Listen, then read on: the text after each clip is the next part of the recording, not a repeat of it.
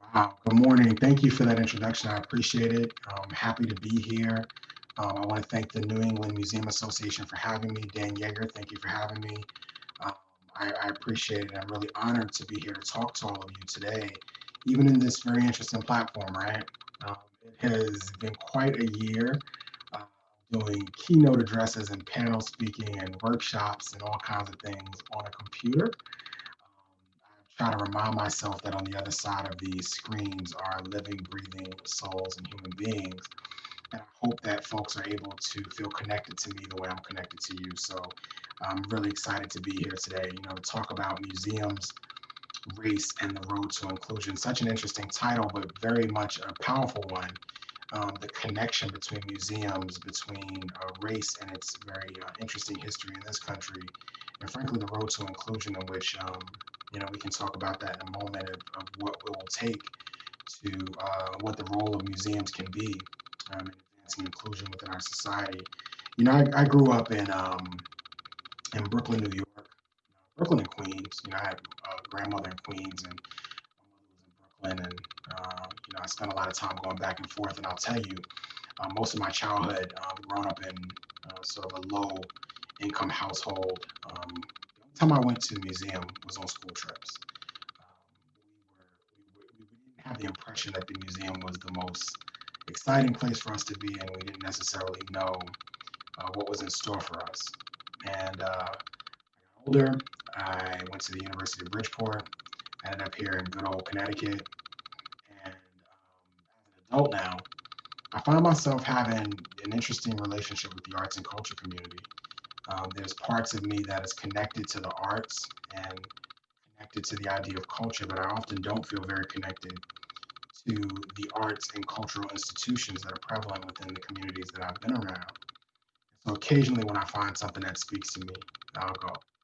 I share that because I am clearly a person of color, clearly a black man, and I think the conversation about diversity and inclusion, that it's important that you hear the perspectives of people that are not typical museum goers or do not represent the majority in this country in terms of dominant culture's position on these kind of things. And I'm a believer in the arts and I love culture, but I just don't necessarily see myself in some of these establishments.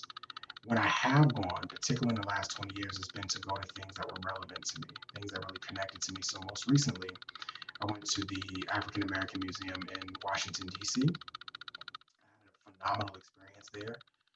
35,000 square feet of learning about myself, my history, and my people, and I felt connected to it. And I noticed how crowded it was in there, and I think I've seen more Black people in that one museum than I saw in any other museum I had ever been in. And what made it also interesting was that they did such interesting things. Like, you go from floor to floor, and the exhibits went from old to new, from things from the past to more like this contemporary story. They connected the dots, which I thought was very brilliant.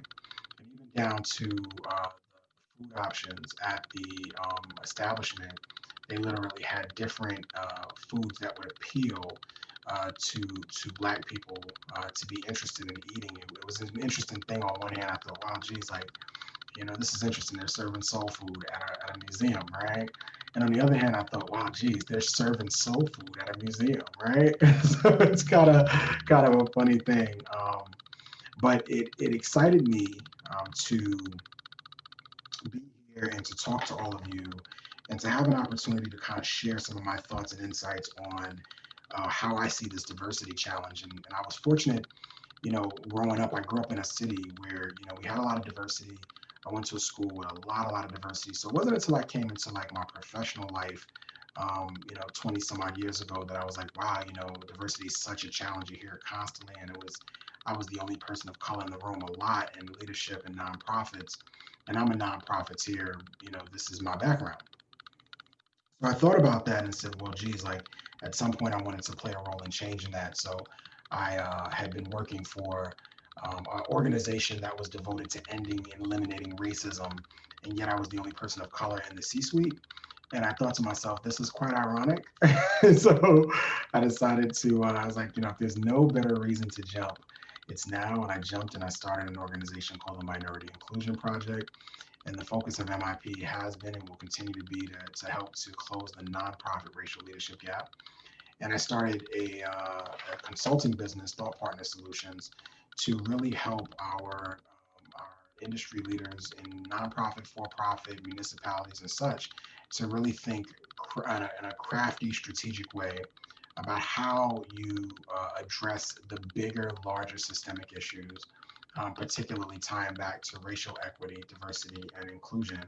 And so all of that brings me here today. And when I hear the title, Museums Race and the Road to Inclusion, I'm like, wow, that's such a connected title because museums have this role of telling stories.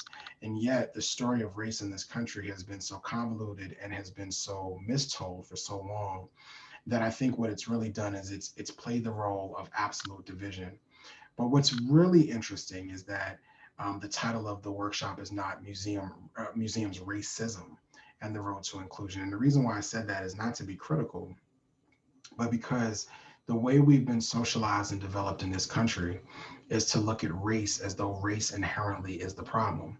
And it's part of the reason why we're uncomfortable with talking about the subject of race is because it's been posited as being a problem. And the reality is race is nothing more than an identifier. It's a social identifier. It's a way for us to classify people. It's a system or grouping, which is no different than anything else that we systematize or group. But what makes race really interesting is that race is the product of systems, historic systems of racism that have diseased and illed us for so long. And I mean, we knew this back in the 30s and the 40s when Montague and so many other anthropologists were saying then that racism exists to support the false notion of race. That race is a lie. It was an idea that was built to make us feel like we were so different when in fact we are 99.99% the same.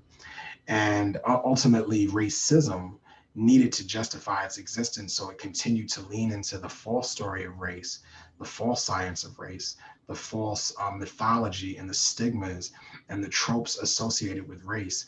And it perpetuated those to keep us in a position of division. And I, for one, believe that the museums have a very unique role in being able to heal that division by telling the right stories. And so here's the thing, museums tell stories.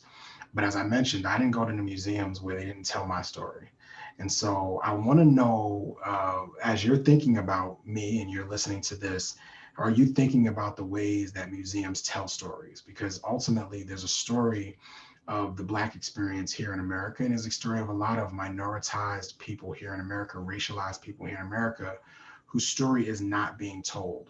And so, without the story being told, we don't necessarily look at the museum as this welcoming space. And so I want to tie that, I want to start by kind of making that note, right? Is that museums racism, okay? And what has become the barrier to inclusion, which is really the way racism is set up to design is designed to maintain that barrier. The museums are institutions that exist within a system that was designed to work for some and not for others. A system that has systemically advantaged white folks and have taken Black, Indigenous, and people of color and disadvantaged us for so long, legally, financially, and in so many other ways, that we're at a point now where every institution that exists within the context of that society is essentially defined in many ways by the racism. Racism is in the water, it's in the air, and yes, indeed, it is in museums. And so, even amongst people who have every good intention in the world to be inclusive and want to be diverse, what we're finding is that racism still perpetuates its ugly head. And you know what I love about talking about racism, why I'm so comfortable talking about it, is because I recognize more and more as I evolve in this work and in my life that racism, as Dr. Philomena Issa would say, is so everyday and it's so common and so endemic that it is no longer about racist. It is no longer about individual acts of racism. It is about the systemic ways in which racism perpetuates itself in everything we do. And so when we start to look at what that means across racial lines, we can predict outcomes for people based on race. We know that folks of color are more likely to be on the lower ends of the employment on the lower ends of any gains in employment, on the lower ends of any healthcare support, at the higher end of any healthcare risk. We know specifically what we're seeing with COVID-19, and need I say the COVID-16-19, because we were never allowed to breathe in this country.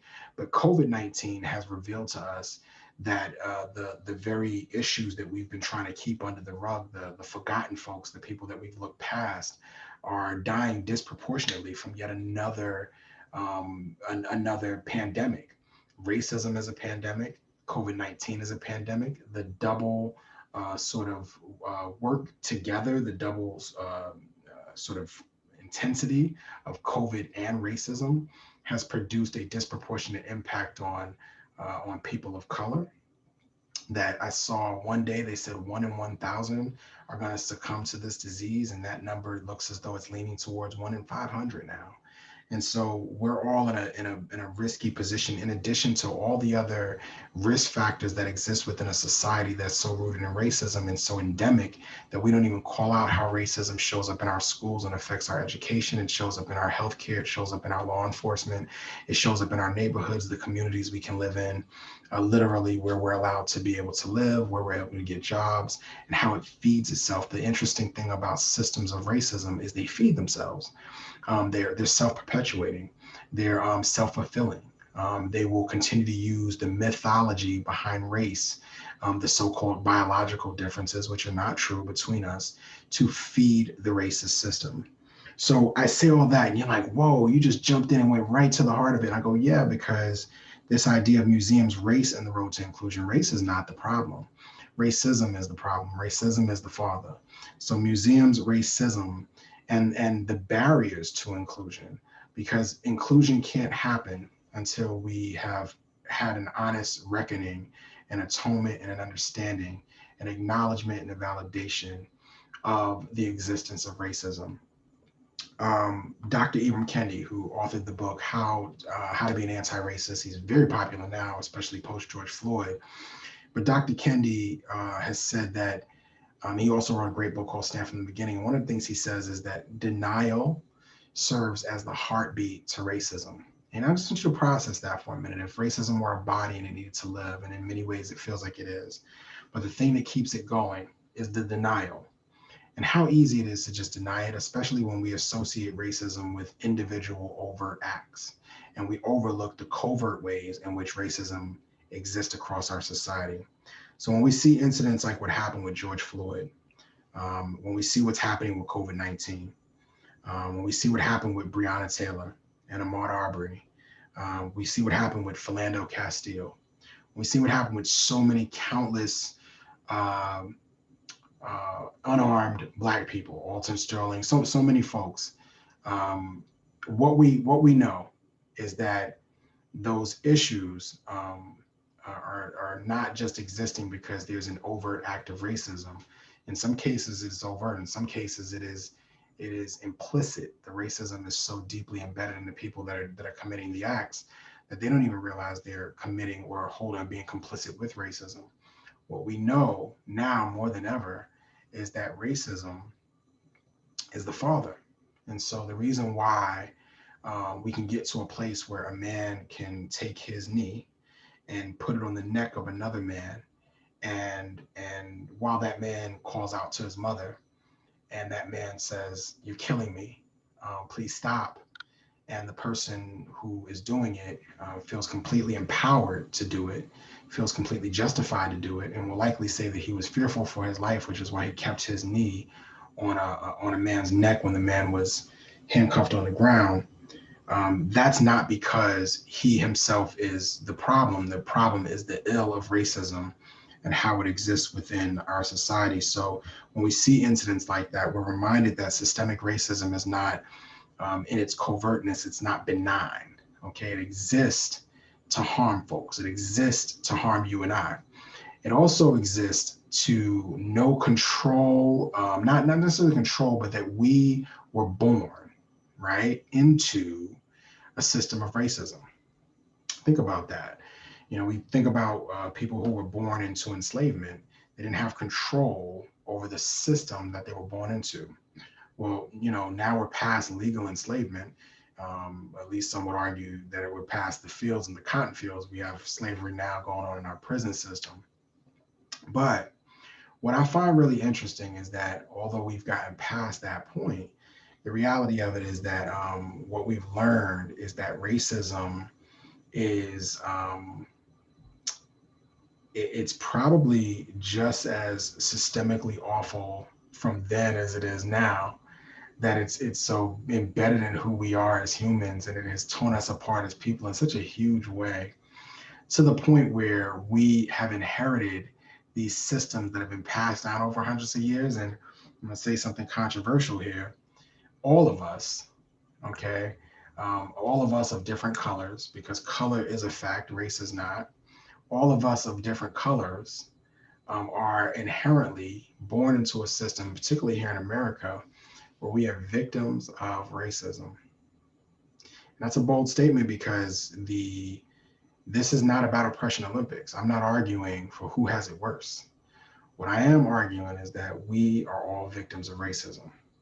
Because if you are a white person in this country and you are not able to experience the benefit of being able to have beautiful, bright, diverse people be a part of your workforce or live in your communities or share their foods, their ideas, their thoughts, their inventions, their perspectives, because you are insulated from that and isolated from it, then you're just as much of a victim as someone who has not been exposed to white culture.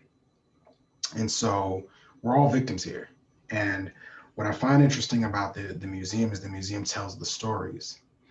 And sometimes the museum tells our story, but a lot of times when I go in to look at the museums are not telling everyone's story. And so we're all hurt by that because we all don't get to see the full complexity and nuance of our experiences as lived beings. So museums, racism as a barrier to inclusion becomes a lot more poignant. Let's talk about diversity for a minute, though, because that's usually where people begin these kind of conversations. And we know that the U.S., 6 in 10 folks in the U.S. are considered to be white, right? Well, museums are hiring 88%, 88 to 90% of museum staff that are coming in, that are running museums, that are making powerful decisions in museums are white. And what we also know is that that's pretty consistent. Museums are not particularly unique in that. In the nonprofit world, 84% of all nonprofit board members are white, 90% of executive directors are white, and 90% of board chairs are white. And frankly, that number has not shifted dramatically in any direction over the past 25 years or so. So there's this growing understanding of this. And I think with that, there's this call for diversity and inclusion. And what we recognize is that diversity and inclusion for the museum, for the arts and culture sector, is necessary. It's seemingly necessary. It's why? Because they say that, well, if we have diversity and we have inclusion, that makes our museums into welcoming spaces, right? But I would argue that that diversity and inclusion in the hiring of museum staff of color is just not enough. There have been an increase in the number of women and POCs hired in museums in the last few years, and I think that's a step in the right direction. But I don't want us to pat ourselves on the back too quickly, because the mistake that we've made oftentimes in this country is we believe that diversity is an end, and diversity is not an end, folks. Diversity doesn't solve the deeper social ills that come from the systemic inequities that have existed for a long time. What it does is it does a lot of good things. It gives us exposure to different people. It allows us to have opportunities to problem solve and have innovation and all those wonderful things. And it gives us, some people define it as a mosaic, the optics, the beauty of looking at difference. But let me just be clear here. Diversity is not a solution. And so what we've learned in this country is that in diverse settings, particularly when you have people of color, marginalized folks, Black, Indigenous folks, that there have been spaces in which conflict is even more likely to ensue because of the diversity. So diversity brings some conflict with it when it's done right, because there's a divergence of opinions. But diversity of staff alone doesn't solve the deeper systemic challenges that the arts and culture community and so many other nonprofits are facing. It doesn't. It does provide an iota of hope, and it is a move in the right direction. And I don't want to suggest ever, and please don't think I'm saying that it's not a step in the right direction. But I also don't want to give off the impression that it is the only thing we need to do, because sometimes our level of understanding of this is very short-sighted. If we just get some people of color, just hire them, and we solve this diversity issue in the museums, and I don't think that's true. I think what we're going to find is that in order to really respond to the diversity challenge in arts and culture world, we're going to have more diverse cultural exhibits. We're going to need to provide exhibits that really speak to the rich diversity of so many social identities, LGBTQ, ethnicity, religion, socioeconomics. I mean, there's so many different age. I mean, there's so many different dynamics. Music. I mean, there's so many different dynamics. Culture, right? That it's an imperative of the arts and culture world to really begin to recognize that in order to attract diverse patrons, you've got to be able to offer cultural exhibits that really resonate with folks. Going back to when I was a kid, I didn't go because I didn't see myself there, right? The reason why I didn't see myself there, though, comes back to this issue of racism, because it wasn't designed for me. It wasn't designed for me to see myself there. It was designed for me to appreciate seeing people who didn't look like me be celebrated. The controversy that we're facing as a country, the difficulty of seeing historical monuments and statues get challenged now, is that these are long overdue protests to a false story that's been told and perpetuated for too long. And museums and other institutions have played their role in that as well, as telling stories in a very jaded way without fully showing the complexity of this country. And within that complexity, there's a harm that's been done disproportionately to Black, Indigenous, and people of color in this country. And I'll say Black people in particular have experienced a very unique harm. And so while museums haven't always been the best institutions at perpetuating or telling the full totality of the story, I would argue today in this session that museums actually have the ability to turn this around, to be trailblazing, to step out and look for ways to tell the full story. So if you're going to hire more people of color and bring them in on the staff, then bring in people that are going to also bring with them a perspective for opening up the stories, for telling the full story. I think America is a great country that has some not so great things that have happened, and it needs to be talked about just as much as the great things. So museums have an opportunity, a very unique opportunity here, to open a road that is going to not only be diverse, but ideally would be inclusive, right? Particularly of people who have been racialized in this country, which means that you've been marginalized or treated differently or put down because of your race. And museums offer an opportunity to open up a dialogue and open up an opportunity to tell those stories. And as I mentioned, when I went to the African American Museum in DC, I was really impressed by many of the exhibits there. But to go on this one floor and I see like the founders of Black Lives Matter, and I see the activists of these contemporary folks that are being captured. To go in another room and I get to see the complexity, the cultural complexity that comes with the diaspora of Africans that are spread out throughout the globe, who are literally bringing culture everywhere they go, and they show that in another room. To go in another room and see your classic traditional Black American civil rights display. To be in another room and see a casket that held the body of none other than Emmett Till, who was brutally lynched and murdered for merely whistling or talking or looking at a white woman. The story has never been quite clear, but ultimately it didn't matter because he was murdered and didn't get to tell his story. And so when I was in that museum, I had a well-rounded understanding of what they were trying to do, and I felt that they were trying to tell my story. And so it connected me in with the idea of wanting to be there. And so I want folks to really think about that.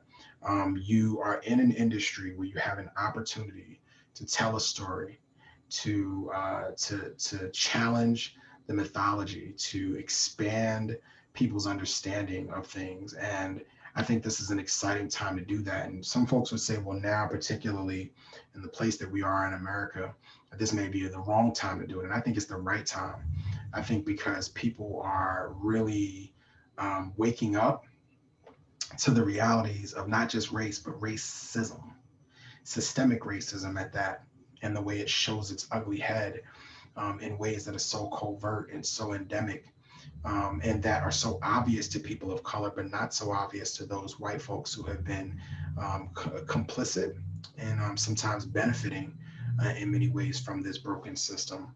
So now that the clarity is there, people are beginning to see it, and we have this wave of wokeness that's happening.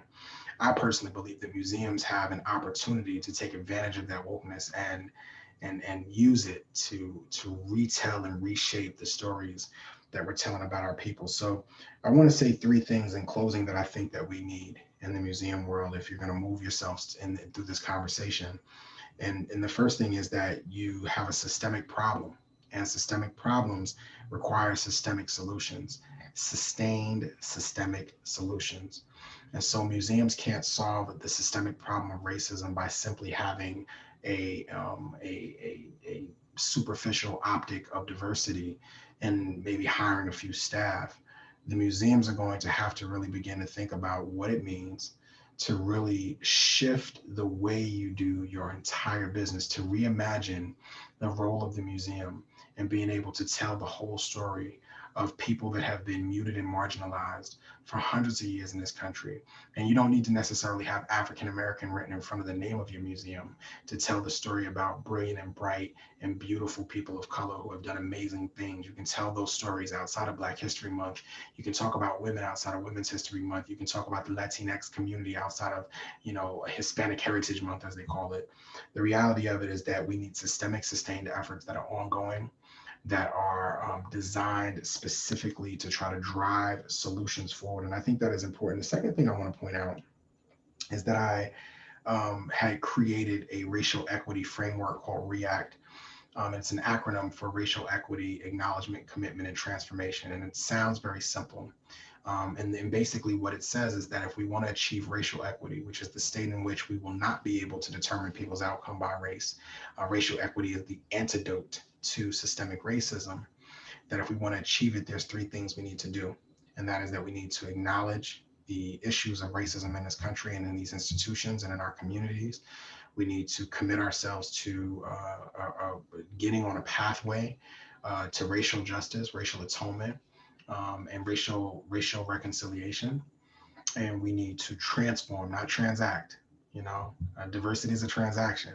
Let me give you a person of color, and everybody's happy. That's a transaction. What we want is we want a transformation. We want a transformation in people internally. We want a transformation in systems internally, and we want to see that transformation, perpetuated in the way people interact, and how we operate our systems going forward. So React is designed to do that, and I'd like to challenge you all to really think about that. What does it mean as an arts and culture community to react, okay, to acknowledge, commit, and transform? And I'll tell you that the biggest problem that I've come across is that people, really well-meaning, well-intentioned, liberals, progressives, they want to get to the point where they can do a thing to fix a problem. But the problem is that what they're not doing is always recognizing that they are the problem. So sometimes you got to step back and you got to spend time in that acknowledgement work. And you really got to sit back and ask yourself, how have we been complicit in upholding systems of oppression, of racism, of sexism, of heteronormity, of patriarchy? How have we been complicit in that within the context of our industry? And what can we do now to change something that maybe we didn't start, but we inherited and we've been complicit in? How can we be substantive in changing that? And that's what acknowledgement work is really about. And I want to encourage everyone who's listening today to really ask yourself, am I acknowledging? Am I really seeing the full scope of the problem? And I love when people say, well, I don't really know what's going on. And I go, well, there are lots of ways that you can learn. And you can begin with a simple Google search and just type Google racial justice videos. And if you just type racial justice videos, you can spend hours, days even, immersed in constant information that will feed you a stream of the realities of racial injustice and why racial justice is so important. But reconciliation can't happen, right? Like, we can't see communities coming together until we've gotten to a place where we're willing to acknowledge the pain, We're willing to acknowledge our past wrongs.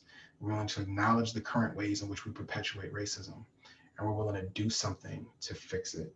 And so we can't act until we have gotten to the point of really doing that core acknowledgement work. And the third thing I want to say in closing, as I get ready to wrap my talking points today, is that I want you to shake the idea. I've noticed that people keep using this word inclusion, the road to inclusion. Well, inclusion is not safe, guys. Inclusion is not safe. It's not supposed to be safe. It's supposed to be hard, risky work. Imagine, right? Every time you include someone who thinks different than you in a project you're working on, or in a meal you're cooking, or in an idea you're taking on, or an exhibit you're putting up, that every time you include someone who thinks radically different than you, that they may challenge what you think, they may dispute it, they may go in a totally different direction, they may want to eradicate your whole perspective. So true inclusion, when we really bring people in and we ask them to bring their best and bright voices and their ideas and their perspectives, and we're going to leverage that and look at it, and we're going to say, well, you know what, we've always been in a position of power to make these decisions, so maybe we're going to bring someone in who doesn't have a power a lot, and we're going to give them the room to have that power. That is not safe. That is hard, risky work. And we are asking people to be able to see how risky that is and have honest conversations about that. Are you really ready for inclusion? Right? So when museums, um, racism as a barrier to inclusion, but if you are really ready to get on a road to inclusion, you got to ask yourself, what are you willing to give up? And sometimes that means you have to give up your self-interest to open the door for someone else to get theirs. And that's a really hard thing for any of us to do. But I think that's the point, is that the point of this whole thing is not to make it easy. We didn't just get here because some people didn't have a conversation or didn't sit around and talk. This is not a red and blue issue. This is a deeper, deeply woven systemic problem that's been baked into every fabric of our society. And the arts and culture community is just an extension of that. The nonprofit world is just an extension of that. You and I are just extensions of it. But the only way we're going to be able to really deal with beginning the journey of fixing those things. And let me say, the fix is not the only thing you want to focus on. You want to focus on the journey. The destination is great, but the journey, getting on that bus, doing the work every day is really powerful. But the only way we get on that thing, on that road, right, to better things, is if we acknowledge that it's not going to be easy. It's going to take the most of us. It's going to take a lot of our heart for us to show up and be great. And we're going to have to really go above and beyond anything we've ever done. And we're going to have to reimagine challenging this system of racism with pure, absolute commitments to anti-racism and racial equity. It's literally the only way. Thank you for your time today. I'm so grateful for the opportunity. I mean that wholeheartedly. If you know me, you know that I speak from the heart. So thank you so much for taking time to listen to you folks. I appreciate you.